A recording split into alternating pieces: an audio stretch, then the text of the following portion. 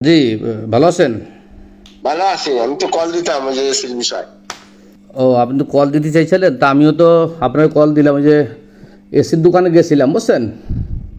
হ্যাঁ, তাই গোপালগঞ্জে তো ভালো কোনো এসি নাই।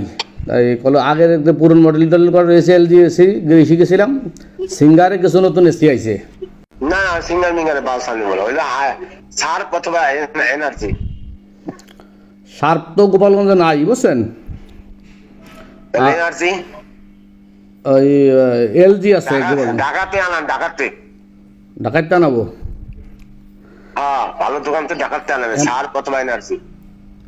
স্যার, আমি চিন্তা ছিলাম কি, গোপালগঞ্জের থেকে আমার পরিচিত দোকান আছে ওখানে, তাই না? আর যদি ঢাকাতে আনতে হয় তাহলে তো এখন খুব টাকা পয়সার সমস্যা আছে, ঈদের পরে দিতে হবে, বুঝছেন? আসতেছে তাহলে কেমন নিবো? এখন ওই যে না সিনিয়া লাভ নাই, নেবো না।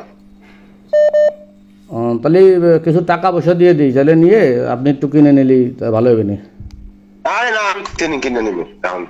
ঝামেলা সময় আছে, ওরা ওরা এখন মেলা বোঝেন না আপনি। তাহলে ঢাকাতে তো যাতায়াত ওই যাই কিনে টিনে আনা একটু, এখন তো টাকা পয়সা একটু সংকটে আছি, বিপদের ভিতরে রয়েছি।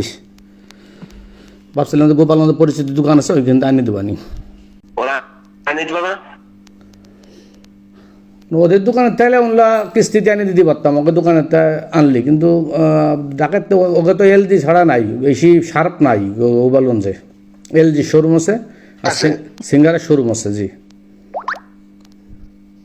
এলজি এলজি, জি এলজি।